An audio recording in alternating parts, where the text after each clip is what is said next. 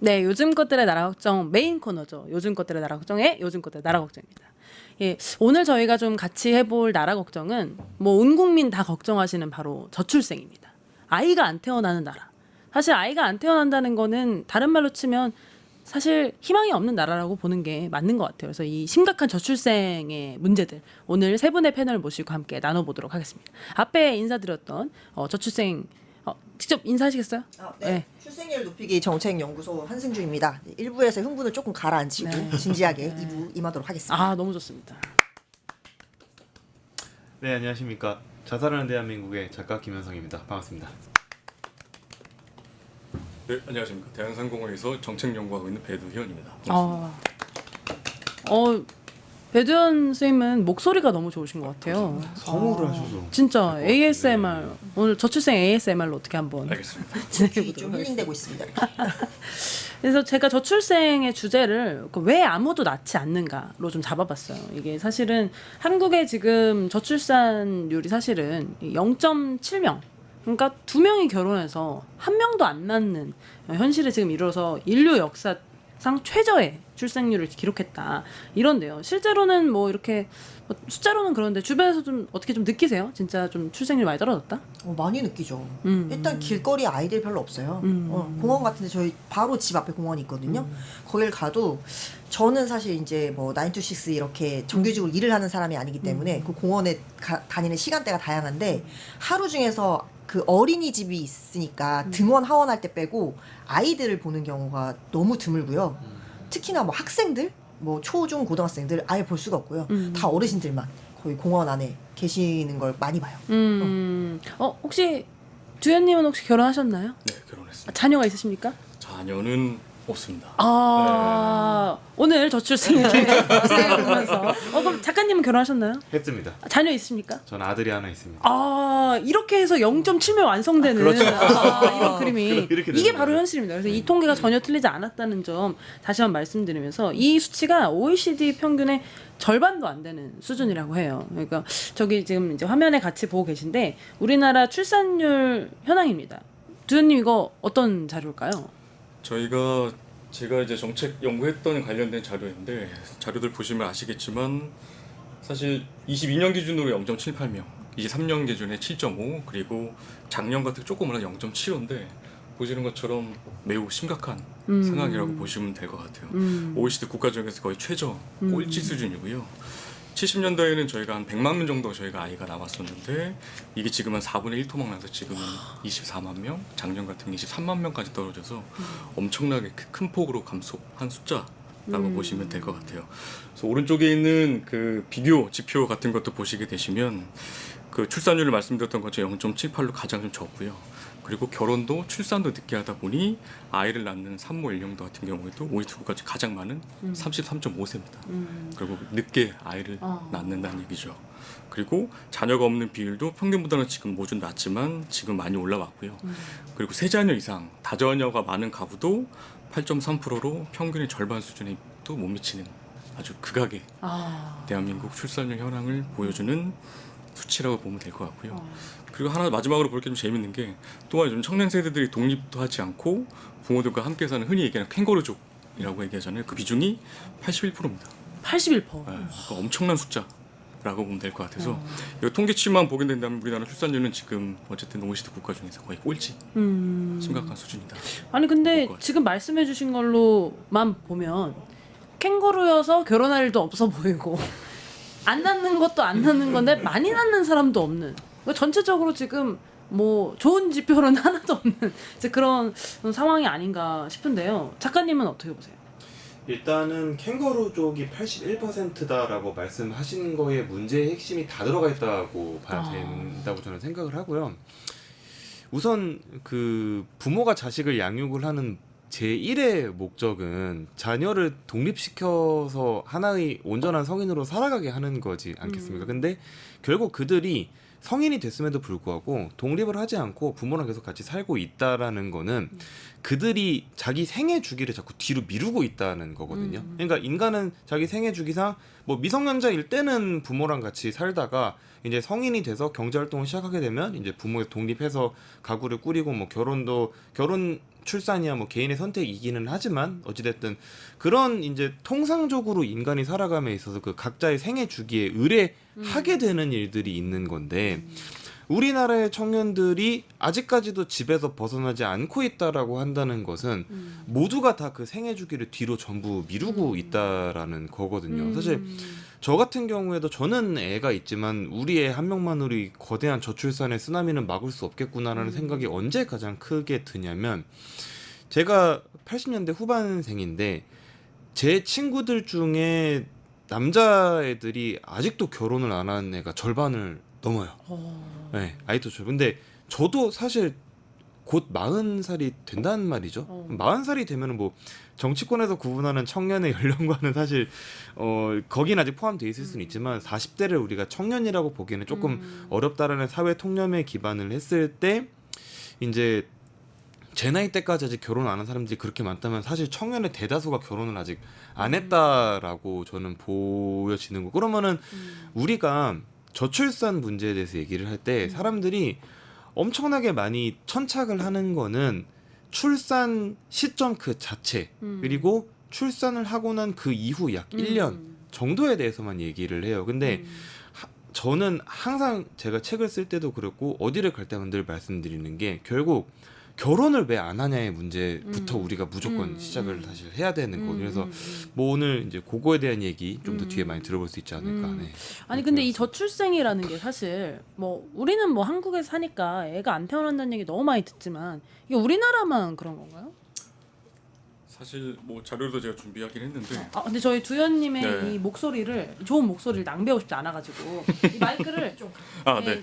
저를 바라보면서 얘기해 주시면은 잘 알겠습니다. 들어갈 것 같아요. 일단 자료 좀 제가 준비하긴 했는데 네, 보여주시면- 한번 동아시아 네. 국가 공통 특징 한번 띄워주시면 좋을 것 같은데요.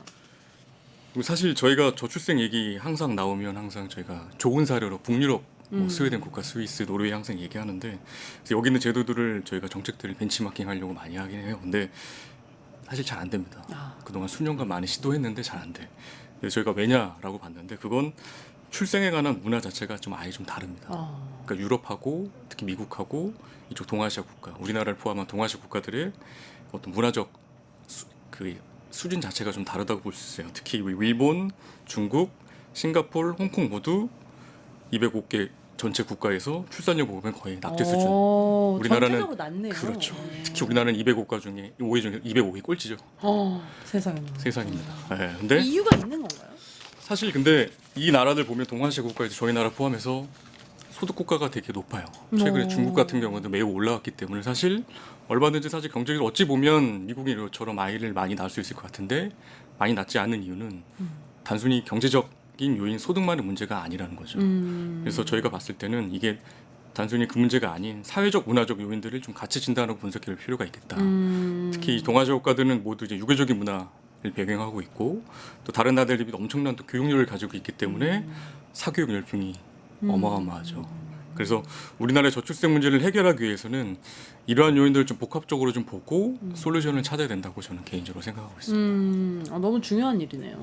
이게 제가 재밌는 얘기를 들은 게 있는데 아까 전에 이제 책임님 말씀하신 거는 전세 국가들 중에서 동아시아 국가가 낫다 이렇게 말씀 주셨는데 이것도 맞는 얘기고 미국 안에서도 동아시아인들이 출산율이 제일 낮아요. 아 미국인 중에서 네, 미국 시민 중에서도 동아시아인들, 그러니까 동양인들이 출산율이 제일 낮아요. 그러니까 이제 사실 동아시아인들은 미국에 가서도 미국의 출산율을 낮추는 그런 역할을 하고 있는 건데 사실 이제 아까 전에 사회 문제, 사회 문화적 영향 말씀하셨는데 저는 이거의 핵심은 결국 경쟁이 아닌가라는 생각이 대단히 많이 들거든요. 뭐 한국은 압축적인 성장을 해왔기 때문에, 그러니까 사실 동아시아의 거의 모든 국가들이 압축적인 경제 성장을 했죠. 맞죠, 이제 그 맞죠. 와중에 사회가 굉장히 빡빡하게 돌아갔고 오늘보다 내일은 무조건 잘 살아야 되니까 배워야 되고 열심히 해야 되고 미국에 가서도 마찬가지인 거죠.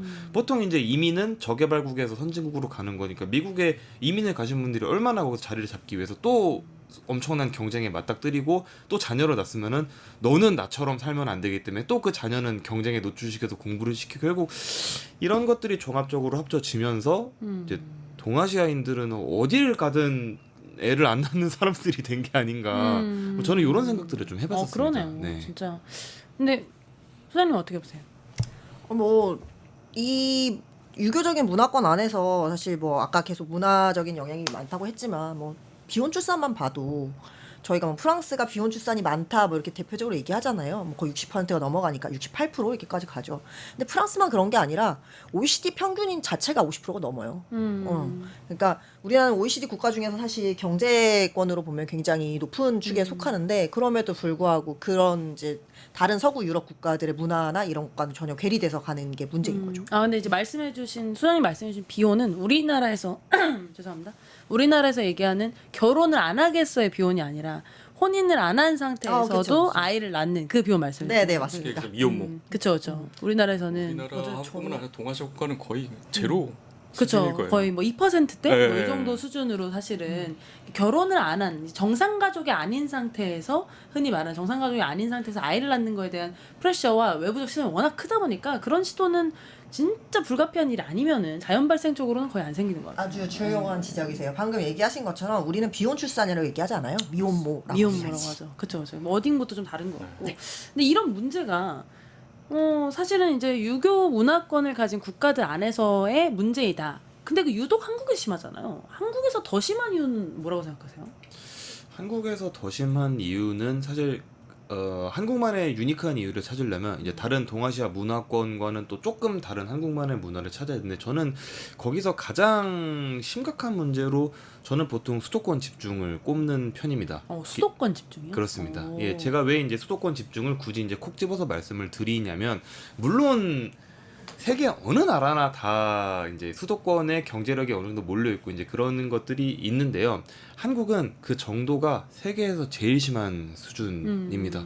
일단은 뭐 서울, 인천, 경기에 전 국민의 51%가 살아요. 이게 2023년인가 4년에 과반을 넘어갔어요. 과반이 됐고 이제 그 이후로 아마 쭉 앞으로도 과반을 유지하겠죠. 왜냐면 지방이 소멸이 될 거니까 이대로 가면. 근데 결국 사실 지방이 소멸하고 수도권이 계속 팽창한다라는 얘기는 더 많은 사람들이 계속 수도권으로 꾸역꾸역 몰려들고 있다라는 것이고 그럼 그 말인즉슨 수도권에 사람들을 모이게 하는 경제적인 동력이 있다라는 거예요. 그럼 결국 이 말을 다시 번역을 하면 어떻게 되느냐? 내가 국민소득 35,000달러 뭐 이런 나라에서 그래도 에버리지 정도 해먹고 살려면 저 공간을 가지 않으면 안 된다라는 일종의 컨센서스가 대한민국 청년들에게는 형성이 되어 있다라는 겁니다. 그러면 결국 그들이 계속 수도권으로 모여들면 한 공간 안에 너무 많은 사람이 몰려들면 일단 거기서 경쟁이 심해지죠. 좋은 직장을 갖기 위한 경쟁, 뭐 괜찮은 거주 공간을 구하기 위한 그런 경쟁들이 굉장히 많이 벌어지면서 그 틈바구니에서 터졌던 사고가 전세 사기 같은 것들이 아니겠습니까? 전세 사기를 당한 사람 대부분 청년 아니면 노인이에요. 이 사람들이 왜 수도권에서 전세 사기를 당했겠습니까? 어찌 됐든지 간에 선진국 대한민국의 경제력을 배분을 받으려면 나는 수도권으로 갈 수밖에 없고 근데 수도권에는 양질의 일자리나 주택은 항상 모자라죠. 그러면 이제 그 얼마 안 되는 일자리나 주택을 차지하기 위한 그 쟁탈전 속에서 전세가 발생하고 이제 그런 상황 속에서 청년들은 하루하루 자기의 삶을 유지하기 바쁜 거지 내가 앞으로 내 생애 주기상 의뢰해야 될 걸로 기대되는 일들 뭐 누구를 만나서 미래를 약속을 한다든지 이세를 낳아서 뭐 키워본다든지 이런 생각 자체를 할 수가 없다라는 것이죠. 저희 사진 같이 하나 띄워주면 좋으실 것 같은데요. 저출생 문제 4단계별 진단 같이 보시면 방금 작가님이 말씀해 주신 것처럼 이 서울에 들어가고자 하는 게 사실은 엄청난 성장이 아니라 대한민국의 평균이라도 되려면 수도권에 가야 된다는 어떤 공통의식이 있어서 이제 자꾸 서울로 몰리게 되고 한정된 자원은 이미 정해졌는데 사람은 많이 들어오니까 저기 1단계처럼 안정적인 일자리를 찾아서 오지만 사람이 또 너무 많으니까 또 일자리가 없고 또 찾아서 왔는데 집은 또 없고 그래서 이제 간신히 취업을 하고 집을 구해서 이제 아이를 낳는데 둘 다 일을 하러 나가도 서울에서 살기 쉽지 않다 보니 봐줄 사람이 없고 뭐 이런 단계가 또 되는 것 같아요. 도현님은 어떻게 보셨어요? 그래서 한나님 말씀 주셨던 것처럼 그래서 무엇보다 중요한 게 이 저출생 문제를 좀 단계별로 진단해보고 거기에 따른 문제가 뭔지 그리고 거기에 따라 맞는 솔루션을 찾아야 된다고 생각하는데 그래서 저는 4단계로 좀 나눠서 먼저 좀 보고 싶었어요. 1단계는 돈이 없는데 어떻게 결혼하고 아이를 가지나요? 라는 질문을 시작하면 우리 청년들이 아까 작가님 말씀하셨던 것처럼 안정적인 일자리와 취업을 해서 돈을 벌어서 결혼을 하고 아이를 낳아야 되는데 여기서부터가 일단 아주 큰 진입 장벽. 여기 1차적으로 일단 저지가 되는 겁니다. 2단계는 어렵게 정말 어렵게 공부해서 취업은 성공하고 좋은 짝을 만나서 배필을 만나서 결혼도 했는데 아이와 함께 살 수 있는 집이 없는 거죠. 특히 작가님 말씀하신 수도권에. 그러면 과연 수도권에는 살 수 있겠나? 어렵겠죠. 그럼 3단계는 어떻게 취업도 했고 뭐 겨우겨우 대출도 받아서 집도 구했고 아이도 낳았는데 그러면 이 사랑스러운 아이를 봐줄 사람은 있나? 없습니다. 요즘 부부들은 저도 그렇지만 대부분이 맞벌이하기 때문에 사실 일과 시간 중에는 아이를 봐줄 사람이 없어요. 없죠. 정말 뭐 운이 좋게도 뭐 집이나 집 근처에 부모님이 계시면 뭐 일부 도움 받을 수 있겠지만 그것도 한계가 있죠. 한계가 있는 거고 그럼 그렇지 못한 사람들은 어떻게 할까요? 뭐 엄마나 아빠 중에 한 명이 뭐 직장을 그만두거나 육아휴직 써야 되는데 사실 그것도 직장 다니 만만하지가 않죠. 맞습니다. 쉽지 않고 참 어려운 문제고요. 마지막 4단계는 아까 작가님 좋은 말씀 해주셨는데 아이를 낳는다고 해서 사실 끝이 아니에요.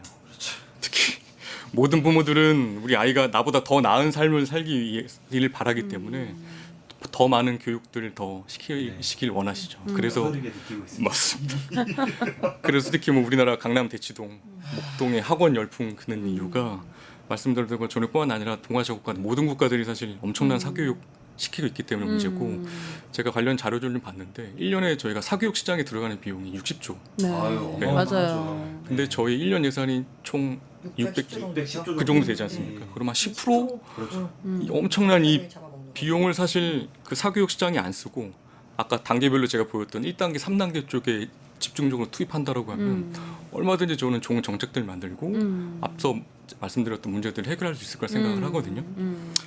그래서 여기까지가 제가 생각하는 어쨌든 저출생의 현황과 진단이고 사실 여기까지는 좀 약간 좀 우울한 얘기고 그럼 앞으로 뭘 할 건데 솔루션이 있어야 되는데 솔루션이 있어야죠. 뒷부분엔 조금 희망적인 얘기들.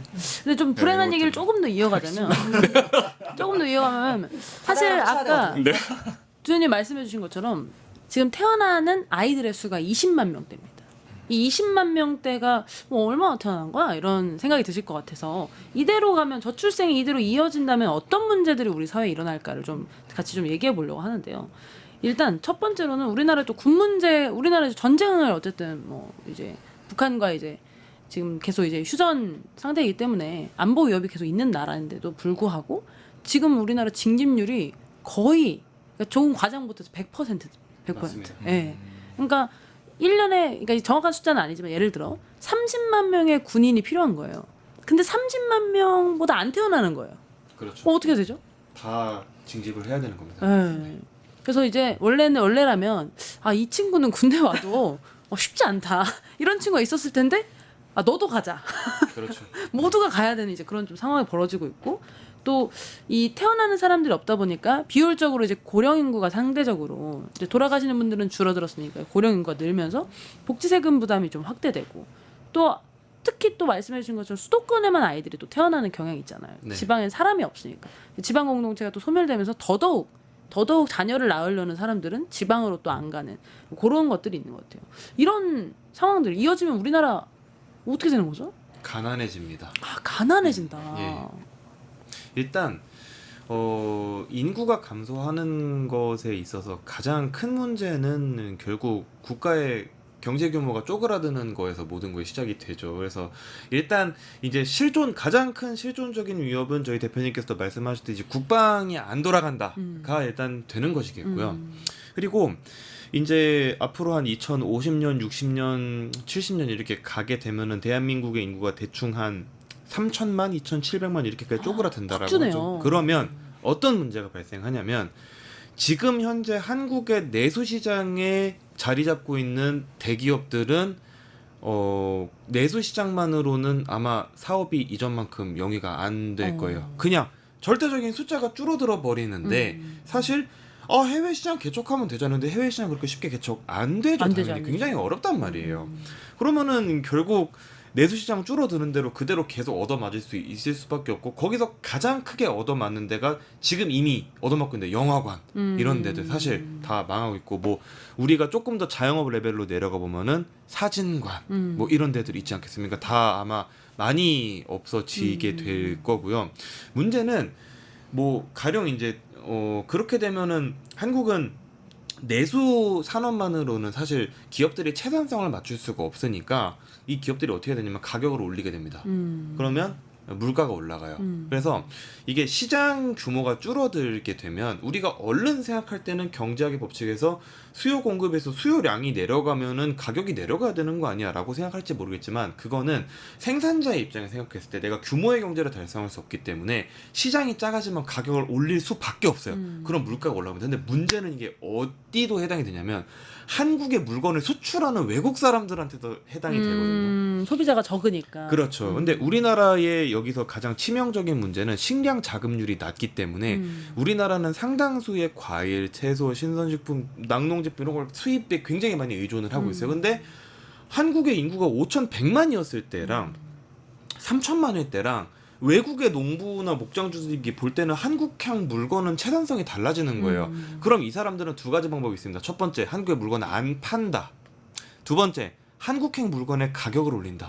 두 가지 방법밖에 없어요. 그러면 이 사람들이 어떤 방법을 선택하든 우리한테는 어떤 미래가 기다리고 있느냐? 물가가 오르는 미래는 무조건 기다리고 있습니다. 무조건 인플레이션을 오는 미래가 기다리고 있어요. 근데 이제 그 상황에서 우리가 국민소득의 그러니까 경제적 생산성을 인구가 감소하는 것보다 더 빠르게 성장시킬 수 있느냐? 없죠. 의 문제가 있는 거예요. 뭐 그거는 이제 사실 뭐 불확실성의 영역이긴 한데 이제 지금과 같은 저성장 구도가 앞으로 계속 고착화되면 우리는 경제적으로 계속 가난해지는 게 아마 가장 우울한 결말일 거다. 그래서 저는 사실 그 지점에서 더 우울하죠.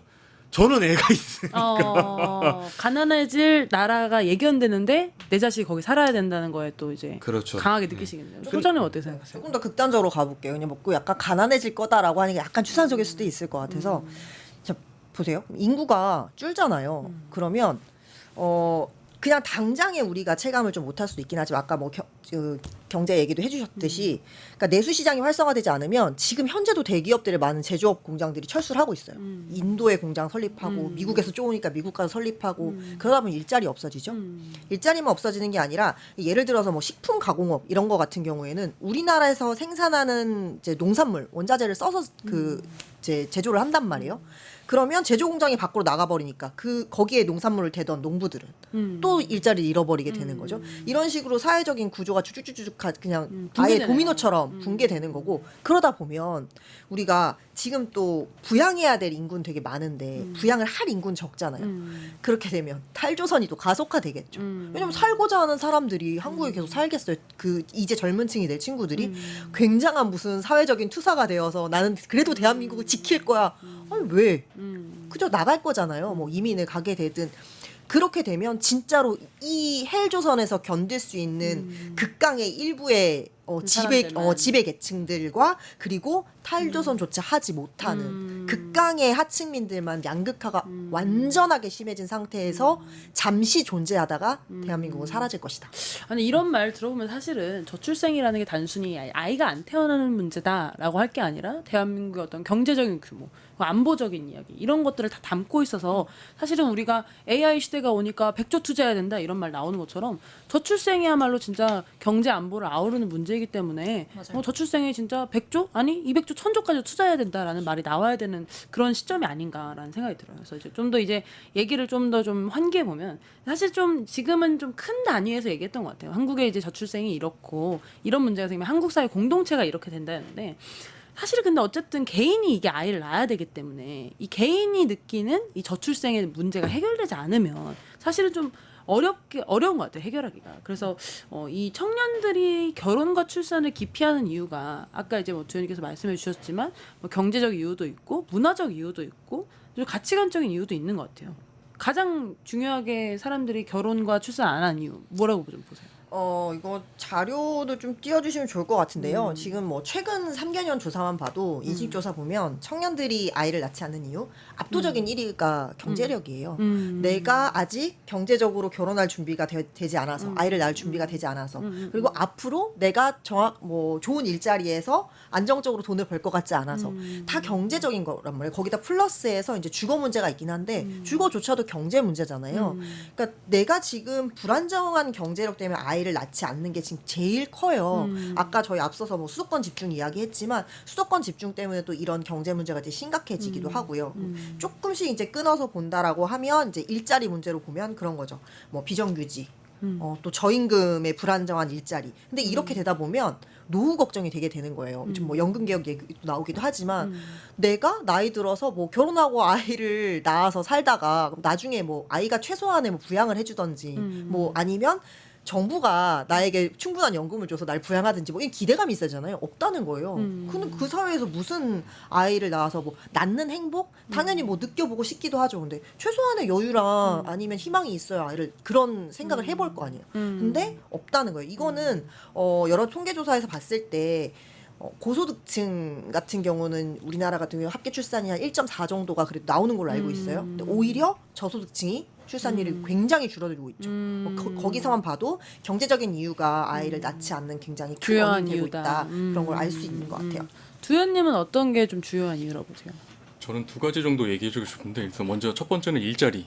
우리나라 제가 좀 통계는 지금 정확한 숫자를 말씀 못 드리겠는데 비정규직이 정규직으로 가는 비율이 채 10%도 안 돼요. 그렇죠. 맞아요. 비정규직들은 비정규직으로 움직이고 전환율이 너무 낮죠. 맞습니다. 네. 정규직만 정규직으로 전환하는 비중이 매우 높아요. 그러니까 그 말은 즉 안정적인 일자리가 없다라는 얘기고 안정적인 일자리가 없다 보니 경제 소득이 적어서 자연스럽게 결혼도 못하고 집도 못 구하고 아이도 못 낳게 되는 출산율이 떨어지는 형태로 난다.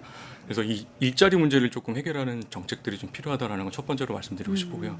두 번째 같은 경우에는 아까 소장님 말씀 주셨지만 주거 문제가 사실 가장 큽니다. 그렇죠. 집 문제가 크죠. 저희가 어쨌든 뭐 서울의 수도권에 감사하게도 살고 있기는 하지만 제가 자료를 보니까 최근에 서울시 아파트 평균 가격이 12억? 그거보다 좀 더 되나? 물론 평균치입니다. 평수에 평균치입니다. 따라서. 예, 평수에 따라 조금 네. 다르긴 하지만 근데 강남 뭐쪽 서초 이런 데는 45, 50억씩 하더라고요. 근데 저희가 뭐 대부분 취업하고 나서 보통 한 몇 년 정도 돈 모아갖고 결혼하고 직구하고 하는데 12억 모을 수 있을까요? 택도 없죠. 택도 없어요. 12억 1억 2천도 힘들어. 못 모으죠. 근데 부모님 도움 없이 정말 자기 스스로 돈 벌어서 결혼하고 집 구하고 아이 낳는 게 거의 사실 불가능해요. 불가능하죠. 그래서 혹자들이 이렇게 얘기합니다. 그럼 대출 받아서 집 구해 전세하면 되는데 사실 요즘 아시겠지만 관련 제도들도 다 막혀 있어요. 그렇죠. 그러면 정말 이 수도권에 집중한 이 상황 속에서 과연 안정적인 일자리를 구했다고 하더라도 집을 구할 수 없는 상황이어서 이 주거 문제, 집 문제 해결하는 게 저는 두 번째로 가장 중요한 문제라고. 그리고 이런 것들을 저희 뭐 정부뿐만 아니라 정치권, 국회 쪽에서 조금 풀어주시면 좋지 않을까라는 너무 중요하죠. 생각을 합니다. 말씀하신 것처럼 돈이 없어서 실질적으로 돈 문제 때문에 또 못하는 거, 여기 일자리 때문에 못하는 거, 집 때문에 못하는 거. 또 작가님은 또 어떤 문제들이 있다고 보세요?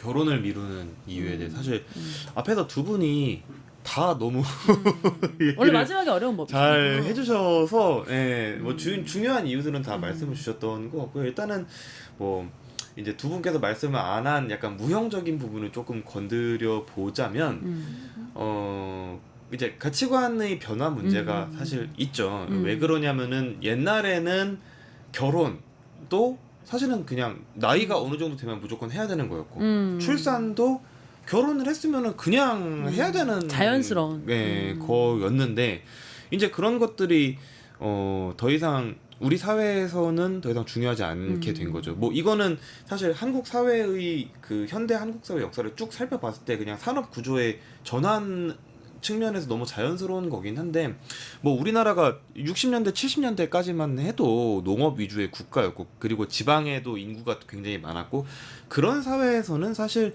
자녀를 출산을 하는 거는 일종의 경제력 확보랑 직결이 되는 거였죠. 자녀가 곧 노동력이 되는 사회였으니까. 근데 사실 엄밀하게 말해서 지금 대한민국 사회에서 자녀는 소비재가 됐죠. 왜냐하면 일단은 자녀를 양육하는 거에는 돈이 들어가는데 이제 그 자녀가 나중에 독립을 해서 성인이 돼서 경제활동하고 나중에 나를 부양할 것이다라는 그 부양 모델이 깨졌거든요, 우리나라에서는. 그럼 결국 이제 그 이 부양 모델이 깨진 이유는 아까 전에 저희 두현님께서 말씀하셨다시피 뭐 양질의 일자리가 소멸하고 지방이 소멸하고 뭐 집값 올라가고 이런 경제적인 문제들이 다 섞여 들어가 있는 건데 한국 사회는 결국 길게는 한 2000년 정도까지 그래도 우리나라 청년들의 미래를 설계할 수 있었던 각종 뭐 가부장적인 경제 활동 모델이라든지 자녀가 부모를 부양하던 하는 그런 모델이라든지 이런 것들이 전부 다 깨졌어요. 그런 것들이 전부 다 깨졌으면 누군가는 이의를 제기했었어야 됩니다. 우리는 지금 나라의 현실이 이러니까 우리가 청년들에게 경제적으로 새로운 모델을 제시를 해줘야 된다라는 얘기를 했었어야 됐어요. 저희 오늘 이제 그 노무현 대통령 기일이니까 또 옛날에 그 제가 굉장히 명연설로 생각되는 그 한 구절 말씀드리자면 우리나라의 모든 정책은 청년들이 빨리 취업하고 빨리 결혼해서 빨리 애를 낳는 거에 모든 정책의 초점이 다 맞춰줘야 된다라고 그 얘기를 2000년대 초반에 하셨단 맞아요. 말이죠. 네. 근데 이거를 20년이 지난 지금 와서 생각해 보면 오히려 지금은 아무도 오히려 그런 얘기를 안 해요. 네. 아무도 그런 얘기를 안 하고 오히려 뭐 그냥 약간 서로 간에 밥그릇 뺏는 그런 싸움 그런 이전 투구로 오히려 더 바뀌게 된 좀 저는 그런 아쉬움들이 굉장히 많이 들거든요. 그래서 결국 이제 그 두 분이 말씀해 주셨던 거를 제가 좀 종합을 해서 그냥 말씀을 드린 거긴 한데 이런 문제점들 때문에 한국 사회에서 청년들을 이끌어 나가던 기존의 모델들은 다 깨져버렸고 새로운 대안 모델이 제시가 안 된 지가 10년이 넘었어요. 근데 그 어떤 정치인도 대안적인 모델을 제시를 물론 뭐 어떤 특정 정치인을 지지하시는 분들께서는 내가 지지하는 뭐 이준석이야말로 개혁진 뭐 이렇게 얘기하실 수는 있지만 제가 볼 때는 없어요. 제가 볼 때는 없고, 네, 제가 볼 때는 없고. 그래서 결국 그런 이제 깨져버린 모델과 제시되지 않는 대안이 청년들의 가치관을 이제 비혼, 비출산으로 향하게 한 건 아닌가. 뭐 이제 이런 생각이 드는 거죠. 저는 너무 공감하면서도 또 아까 그 생애주기 얘기해 주셔서 사실은 그 생애주기에서 흑자가 되는 구간. 그러니까 아까 말씀하신 것처럼 자녀가 이제 비용이 계속 지출되잖아요. 근데 흑자가 되는 시점이 우리나라는 28세래요. 맞아요. 그러니까 28세까지 부모 입장에서는 계속 지속적으로 이 친구의 적재를 메꿔줘야 되기 때문에 사실은 이게 굉장히 어떻게 보면은 소비재를 넘어서 이제 사치재까지 간 이제 그런 상황이 아닌가 그런 생각이 들어요. 선생님 어떻게 보세요? 경제적 얘기 제가 먼저 좀 말을 꺼냈기 때문에 계속 이어서 좀 가보려고 하는데요. 일단 문제 제기하고 좀 해결 방안까지 좀 얘기를 해보고 싶습니다. 그래서 우리 그런 얘기 하잖아요. 그러니까 양육수당이랑 이런 거 지금 뭐 법 개정안도 많이 올라가 있어요. 지금 우리 뭐 이제 7세까지 월 10만 원 이렇게 주는 거 부모급여 제외하고 그런 것 때문에 그거 늘려야 된다라는 논의에 있어서 뭐 여자들이 뭐 돈 주면 아이 낳는 자판기냐 뭐 이런 비판도 있고 하긴 하지만 저는 이 패러다임 자체를 좀 변화해야 된다고 생각해요. 왜냐하면 당장은 아까 말씀드렸다시피 압도적으로 출산을 안 하는 이유 1위가 경제적 부담이 크기 때문이면 그거를 일단은 해결을 해줘야 되잖아요. 그럼 그렇게 하려면 양육수당의 현실화 반드시 필요하다. 근데 요즘에 이제 최근에 지자체들 정책이나 이런 거 보면 일시금으로 현금으로 주는 데들이 되게 많아요. 출산 축하금 이렇게 해서 물론 그게 뭐 이제 정부 중앙 정책과의 뭐 마찰이나 이런 것 때문에 있을 수도 있지만 근데 그렇게 되게 되면서 그 돈들이 물론 그 부모들 욕하는 게 아닙니다. 그 돈들이 경제적으로 이렇게 나라에 잘 풀리거나 이런 건 아니거든요. 근데 이런 것들을 양육수당을 아이 한 명 키울 때 최근 이제 인식조사 보니까 청년들이 나 아이 한 명 나오면 걔한테 한 달에 한 140은 들 것 같은데 요렇게 생각한대요. 근데 실제로 한 110만 원 정도 이제 든다고 하더라고요. 보육기관에 조사한 거 보니까. 그러면 적어도 들 것 같은 또 실제 드는 금액의 80% 정도는 정부가 책임을 지고 아이를 낳았을 때 우리 나라가 같이 키워드리겠습니다라는 패러다임 전환이 필요하지 않나. 그래서 그렇게 해서 양육수당을 확실하게 좀 현실화시키고 그리고 7세까지가 아니라 그 이후에 사실 중고등학생 때도 굉장히 아이 양육하는데 비용 많이 들거든요. 사실 제일 많이 들어가죠. 그렇죠. 그리고 그때 걔네들을 뭐 산업정서로 내볼 수는 없는 거 아닙니까? 그러면 그때까지는 적어도 양육수당 줘야 된다라는 걸 좀 얘기를 하고 싶고요. 그래서 이거를 저희 이제 뭐 민주당 우리 이재명 후보님의 기본 사회, 기본 소득 이런 것 좀 연결이 되는 것 같은데 이런 걸 줄 때 이제 현금으로 주기보다는 지역화폐나 바우처로 지급을 해서 그런 것들이 경기 부양에도 좀 부수적인 효과를 누릴 수 있도록 해야 된다라는 게 좀 가장 중요하게 얘기를 하고 싶은 부분이고요. 우리 이제 저출생 대책 같은 경우에 그런 게 되게 많아요. 세제 혜택. 작가님 잘 아시겠지만 책에도 나오는데 저희 이제 2030 세대들 주로 이제 출산하고 양육을 하잖아요. 그 세제 혜택이 굉장히 뭐 작년에도 많이 확충이 됐는데 면세 비율이 되게 높아요. 그러니까 당연히 내가 뭐 일을 하게 되면 근로소득세도 내고 하잖아요. 근데 그거를 어떻게 하죠? 우리 소득공제, 세액공제, 연말정산도 돌려받잖아요. 그럼 실질적인 내 세율이 3%가 아마 채 안 될 거예요. 그러니까 뭐 다 전액을 다 돌려받는 사람도 있고 뭐 그중에 거의 90% 돌려받는 사람도 있고 그러니까 13월에 월급이라고 하듯이 그러니까 그런 것처럼 그러니까 세제 혜택만으로는 사실 이게 뭐 그걸 준다고 해서 아이를 더 낳거나 이러지 않는단 말이에요. 실효성 있지 않다. 네, 근데 뭐 이게 고소득층 일부 고소득층 말고는 실효성 있는 대책이 아닌데 이런 걸로 좀 가고 있다. 그래서 이런 부분도 우리가 좀 방향 설정을 다시 해야 된다라는 생각이 들고요. 마지막에 아까 이제 주거 얘기했기 때문에 주거 얘기만 조금 더 정리를 하자면 지금 주거 정책 중에 대부분이 대출 받아서 집 사세요. 우리가 대출 이자 지원해 드릴게요예요. 그 대출 받아서 집 사면 그 다 빚 아닙니까? 그 이자 지원 조금 해주겠죠. 근데 그 빚 다 갚아줍니까? 아니잖아요. 그렇게 다 집값 띄우는 정책인 거예요. 왜냐면 그렇게 해서 수요를 늘리는 거거든요. 그럼 그렇게 수요를 늘려놓으면 그 뒤에 지금 이 청년들 뒤에 청년이 되는 청년들은 돈 더 빌려줘야 돼요. 집값이 더 높으니까.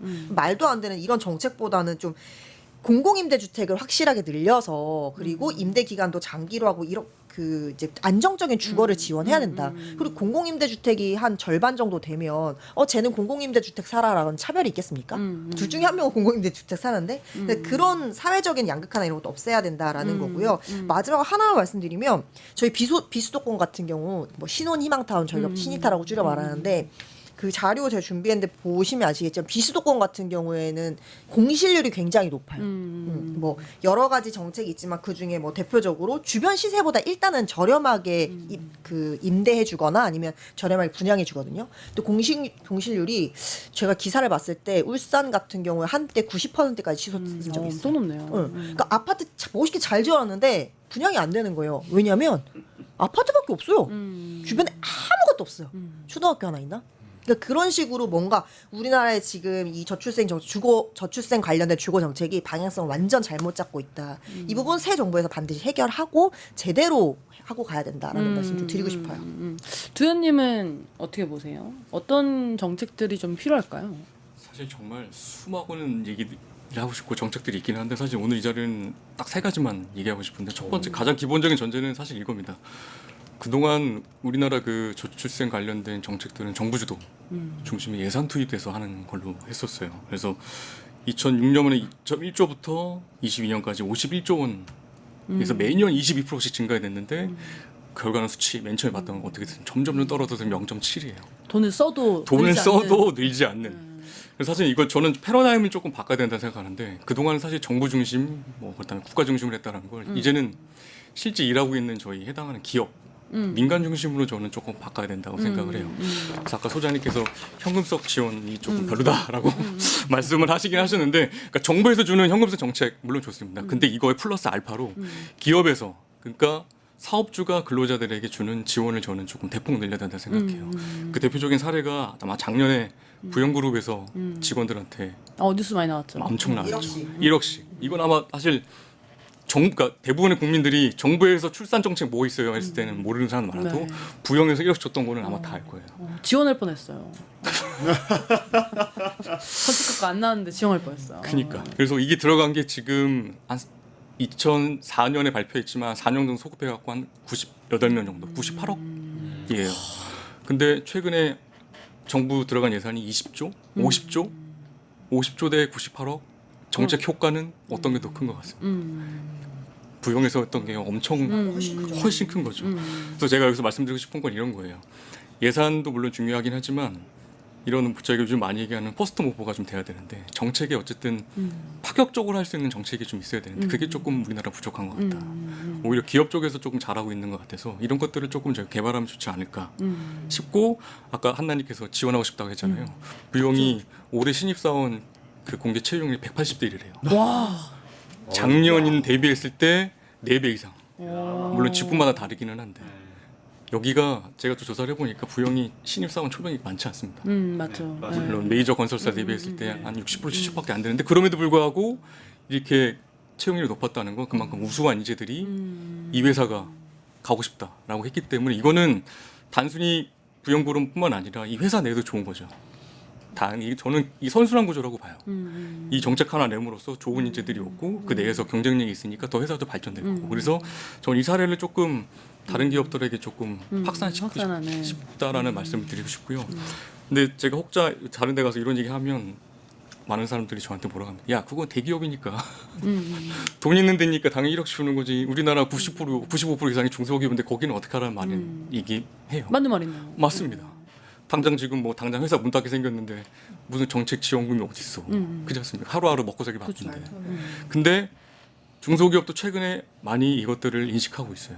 작년에 중기중앙회에서 그 중소기업 모시고 위원회 같은 것도 만들고 관련된 정책들을 많이 만들었어요. 그래서 거기에 좀 제가 재밌는 것들을 좀 봤는데 그 대체 휴가 지원금이라고 그래서 자리 비우면 회사에도 지원금 200만 원씩 주고요. 제가 만약 육아 중에 출산휴 갔으면 그 내일을 옆자리에 있는 동료가 할 거 아니에요. 그럼 동료한테 급여를 30만 원, 20만 원씩 더 줍니다. 지원금처럼. 그래서 이런 재밌는 정책들이 조금 나오고 있어서 요게 좀 참여하는 중소기업도 많아진다라고 하면 우리나라의 기업 문화도 조금 저출생을 좀 독려하는 장려하는 분위기를 가지 않을까 싶은 게 좀 두 가지고요. 마지막 세 번째로 조금 말씀드리고 싶은 건 제 주변에 실제 지금 아이를 육아하는 친구들의 좀 얘기를 들어본 건데 뭐 서울만 예를 들어보면 지금 서울시에서 가장 많은 직장인들이 근무하는 게 강남, 종로, 용산 요 정도 될 것 같은데 여기에 기업 빌딩 숲이지 않습니까? 사실 거기. 그렇죠. 빌딩 숲이죠. 대부분 아마 1층에 대부분 뭐 스타벅스, 카페일 거 많을 거예요. 그거를 파격적으로 어린이집을 짓는 거예요. 그리고 실제로 기업들이 이거를 하기 위해서 많은 검토를 했는데 관련된 규제들이 너무 많더라고요. 어린이집은 일정 층고가 예상이 돼야 되고 또 안전 문제 때문에 주변에 도로 같은 건 확보가 돼야 돼서 이런 것들을 일정 지역으로 정책적으로 좀 규제 샌드박스라고 해서 좀 풀어준다라고 하면 뭐 쉽게 얘기해서 제가 근무하는 지역에 어린이집이 있으면 1층에 출근할 때 아이 등교 같이 하고 퇴근할 때 같이 가고 뭐 급한 일이 있으면 회사 내에서 바로 그냥 하고 꼭 우리 빌딩에서 있는 직장인들뿐만 아니라 주변에 있는 사람들과 신청 받아서 거기에 국가 차원에서 지원해 준다라고 하면 제가 봤을 때 되게 좀 팬시하고 좀 멋있는 정책이 되지 않을까 싶어서 어쨌든 정리하면 저는 조금 이 출산 장려 정책도 그동안에 어쨌든 정부 중심보다는 기업 실질적으로 저희가 세금 내고 있는 일하는 직장인들 중심으로 좀 가는 게 패러다임이 좀 전환이 필요하다 이렇게 좀 말씀드리고 싶습니다. 너무 좋습니다. 작가님께서 또 보시는 대안들은 뭐가 있을까요? 또 앞에서 너무 좋은 말씀을 많이 해주셔서 제가 순서를 반대로 갔었어야 됐네. 진행을 잘못했네. 아닙니다. 또 이렇게 막판에 또 좋은 아이디어가 나올 수도 있죠.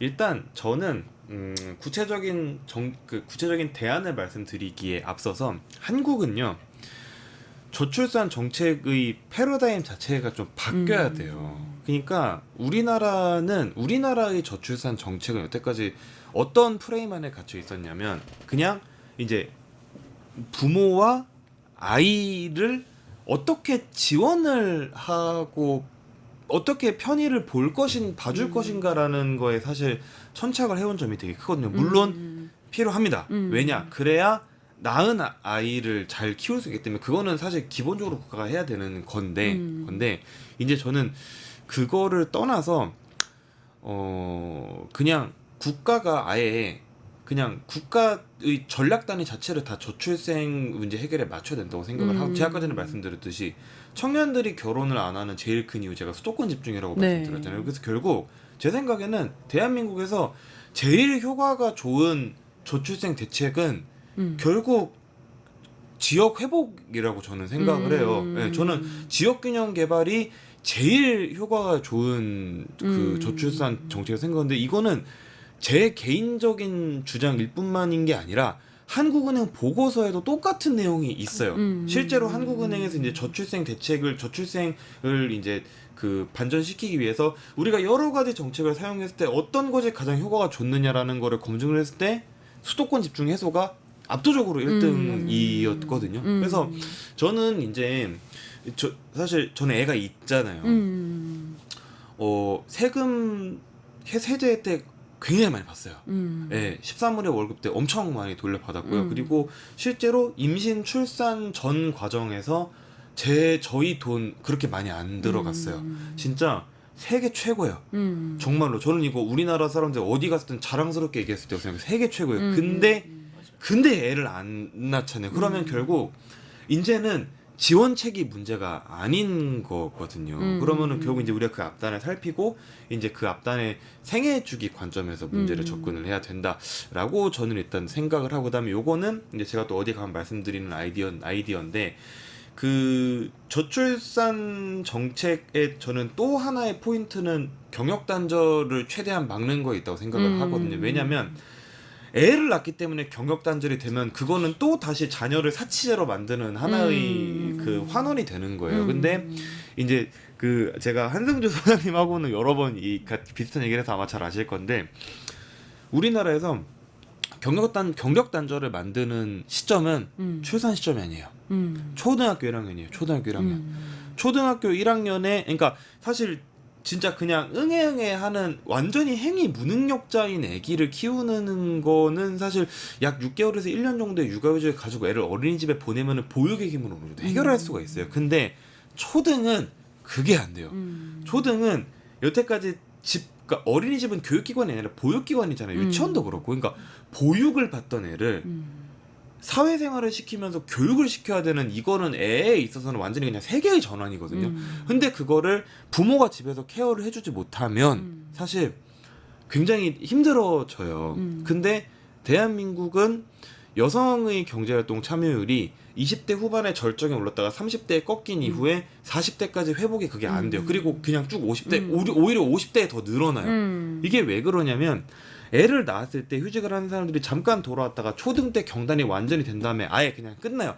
그리고 그 사람들이 이제 자기가 나이가 들고 자녀가 자기를 부양해 줄 수 있는 기대를 못 하니까 50대가 넘어서 중노년 여성들이 저임금 일자리로 들어가는 거예요. 맞아요. 그래서 그 사람들이 청소 노동자를 하고 급식 노동자를 하고 이렇게 하는데, 이 사람들이 이제 어떤 노동쟁의에 나서면 또 한쪽에서는 우리도 취업을 못 하는데 라는 컨플릭트가 발생을 하는 그런 이제 순환이 생기는 거거든요. 그래서 이제 결국 저는 그 이 초등 1학년에 집중을 한 어떤 그 잘라 쓸 수 있는 육아휴직, 그리고 이제 기업들 육아휴직을 재량에 맡기는 것도 좋은데 저는 강제적으로 좀 많이 주게 하고, 그 대신에 그럼 그 사람들은 불편할 거 아니에요. 인건비 빠지고 뭐 불편할, 그러면 그거는 저는 정부가 과감하게 법인세 혜택 지원해줘야 된다고 생각합니다. 네, 저는 그런 정책들. 네. 오늘 얘기 나누면서 이 경제적인 부분들, 또 지역적인 부분들, 그리고 돌봄과 생애주기에 대한 부분들에 대해서 얘기를 나눴는데요. 말씀하신 그런 부분들을 사실 좀 해결하고 나면 지금의 0.7명이라는 숫자는 그래도 좀 더 희망적으로 좀 바뀔 수 있는 여지가 있다라는 생각이 들어요. 그래서 이제 오늘 방송을 이제 좀 마무리하면서 그래도 저희 이 요즘 것들의 나라 걱정의 좀 전통이 마지막은 좀 희망으로 끝내보자. 절망으로 끝내서는 안 된다. 그래서 각자 어떻게 하면은 우리나라의 어떤 이 저출생을 좀 희망적으로 만들어낼 수 있을까? 마지막 멘트 같이 섞어서 해주시면 좋을 것 같습니다. 아, 반대로 들어가 보죠. 네. 좋습니다. 작가님 또 보시겠어요? 이런 거는 또 이런 거는 제가 맨 먼저 해야 되는데, 희망적인 멘트를 말씀을 드리면 되는 거죠. 일단 저는 아직 늦지 않았다고 생각합니다. 아직 골든 늦지 타임이 않았다. 지났다고 많은 분들이 말씀하시는데, 저는 아직 그 희망을 포기하기는 이르다고 생각을 하고요. 우리가 지금까지 살아왔던 그런 관성에서 벗어나서 용기를 가지고 조금만 더 우리가 전향적으로 사고를 할 수 있게 되고, 그리고 그런 사고를 실천할 수 있는 사람이 리더가 된다면 뭐 저는 그래도 10년, 20년 안에 충분히 반전의 계기를 마련할 수 있다고 생각을 하고요. 물론 그럼에도 불구하고 지금 태어나고 있는 신생아들의 숫자가 너무 적기 때문에 고통스러운 구간은 통과를 한번 해야 돼요. 그렇지만 어쨌든 저는 뭐 우리는 아직까지 가능성이 있다. 가능성이 있다. 네, 생각을 합니다. 아, 너무 좋습니다. 두현님. 일단 수치로 저희가 0.72에서 작년 0.75로 물론 미약하지만 0.032 0.03이 올라왔습니다. 너무 희망적이네요. 그래서 작가님 말씀하셨지만 저는 희망적이다라고 생각해요. 근데 방금 저희 댓글 중에 한 분이 요즘은 결혼하는 나이가 많으니 애기도 잘 못 낳고 그러니까 출산 나이가 산모의 나이가 늦어지고 있지 않습니까? 그래서 사실 개인적인 이야기이기도 하지만 이 난임에 대한 것도 조금 지원 정책에 조금 저는 대폭적으로 좀 늘어야 된다 생각하고 적극적으로 나가야 되는 네, 부분이 맞습니다. 있네요. 그러면 어쨌든 저희 작가님 말씀하셨지만 저는 0.03이 아니라 저희가 이게 뭐 10%, 20%씩 계속 늘어서 OECD 국가 중에서 저희가 1위가 되는 그날까지 야. 저출생 극복할 수 있을 거라 대한민국 힘을 저는 믿어 의심치 않습니다. 너무 좋습니다. 마지막 네, 마지막이니까 길게 할까요? 좋습니다. 저희 막 열심히 달리다 보니까 사실 이제 경제적인 얘기만 너무 많이 하고 비경제적인 좀 제약 부분의 얘기 좀 못 다뤘던 것 같아요. 뭐 돌봄 부분도 조금 더 깊게 다뤄야 될 것들이 많고 우리가 뭐 그냥 무조건 돌봄 시간을 늘리는 것만 능사는 아니거든요. 왜냐면 아이도 부모한테 돌봄 받아줄 권리가 있잖아요. 근데 그거를 그냥 부모의 경제적인 활동을 경제 그 영역에다 밀어넣고 경제적 활동을 보장한다 미명 아래 그런 것들 좀 침해하면 안 되겠다는 생각도 들었고 어떻게 하면 잘 조율시킬 수 있을지 그리고 뭐 아까도 잠깐 얘기 나왔지만 사실 대기업 같은 경우는 지금 그래도 기업에서 여성들이 경쟁력이라는 걸 알고 있기 때문에 복지 수준이나 이런 거 꽤 괜찮은 편이거든요. 제 친구도 아이 낳고 그 출산휴가 쓰고 복직했어요. 잘 됐고 뭐 자기의 원래 일하던 팀으로 돌아갔어요. 근데 얘기했던 것처럼 아이가 이제 취학을 준비하니까 안 되겠더래요. 그래서 이제 그만두게 됐거든요. 이제 대기업도 그럴지 이제 중소기업 오죽하겠어요. 출산휴가 쓰는 것도 힘들어요. 뭐 일주일, 한 달, 뭐 이런 이 상황에서 어떻게 하면 대기업으로만 집중되지 않게 중소기업도 좋은 일자리라는 걸 알 수 있으려면 이런 것들도 필요한 거잖아요. 어떻게 하면 이런 것들 같이 할 수 있는지, 그러니까 기업들이 그러니까 자신의 자기업에 들어오는 직원들에 대한 혜택을 주는 것도 중요하지만 뭐 조금 더 기업들끼리 뭐 힘을 모아서 뭐 기금을 조성해서 자신들의 하청 기업 이런 데다 더 지원하다든지 이런 것들도 좀 정책이 돼야 될 것 같고 물론 정부에서도 지원해야 될 것 같고요. 그래서 오늘도 뭐 조선일보에서 보니까 그런 얘기 나왔더라고요. 뭐 이런저런 복지하려고 뭐 1년에 또 10조씩 더 쓰려 그런다. 뭐 저출생에 뭐 몇십 조씩 쓴다 얘기 나오는데 몇십 조가 아니라 우리 1년 예산 610조라도 쓴들 극복할 수 있다면 써야 되는 거 아닙니까? 지금 이 문제를 해결하지 못하면 저는 사실 골든타임은 지났다고 생각해요. 이미 아이들이 태어난 숫자가 너무 적기 때문에. 근데 지금 해결하지 못하면 아예 해결할 수 있는 신락 같은 희망조차 사라진다. 그래서 지금 되게 심각하다라고 생각을 하고요. 그럼에도 불구하고 우리가 이제 희망적인 얘기로 마무리를 하자면 제가 쥐어짜시는 거 아니에요? 아니요. 그렇진 않아요. 왜냐면 아니, 저는 나을 거라 믿어요. 나을 거라 믿어요. 끝까지 짜내셔야 돼요. 맞아요. 이제 뭐 우리가 진짜 이 지나친 경쟁 교육 속에서 아이들 뭐 3세고시 얘기 나오고 맨날 참사 일어나고 여성들도 안전하지 않나 무슨 애를 낳냐라고 얘기를 하지만 저는 근데 우리가 모여서 이런 얘기들을 하잖아요. 그러니까 뭐 정치권에서 논의돼서 뭐 이런 거 하겠습니다 저런 거 하겠습니다가 아니라 청년들이 직접 당사자들이 우리 이런 거 필요해요. 우리나라 저출생 극복하려면 이런 거 해야 돼요. 라는 건강한 논의가 시작됐다는 것 자체만으로 저는 희망을 좀 가져볼 만하다고 생각해요. 그러니까 시혜적인 정책을 우리가 받아서 아이를 낳을 것이냐 말 것이냐 를 결정하는 게 아니라 물론 아이를 출산은 선택의 문제지만 그렇게 어떤 주어진 환경 속에서 단순하게 어떤 선택이 내몰리는 게 아니라 우리가 스스로 선택할 수 있는 폭을 넓힐 수 있는 환경을 만들어가고 있다. 그런 토론들을 우리가 지금 하고 있고 적극적으로 이야기하고 있다는 것 자체가 희망적이지 않나 생각합니다. 아, 좋습니다. 오늘 요즘 것들의 나라 걱정 마무리하면서 오늘 대화의 핵심은 사실은 결국은 지금 저출생 패러다임을 좀 바꿀 때가 됐다. 그리고 좀 더 효과적인 방안으로 과감한 투자도 하고 또 과감한 정책도 하고 민간의 협력도 하고 이 생애 주기에 따른 이제 지원도 하면서 다양한 측면들을 하다 보면 골든타임이 지났건 지나지 않았건 분명히 이제 해결해 나갈 어떤 씨앗들을 마련해낼 수 있을 것이다. 이렇게 생각해 볼 수 있을 것 같습니다. 긴 시간 함께 해주신 시청자 여러분께도 너무나 감사드리고요. 저출생 해결할 수 있다는 마음으로 또 더 다음 얘기 이어가 보도록 하겠습니다. 오늘 함께 해주셔서 너무나 감사합니다. 고생하셨습니다. 감사합니다.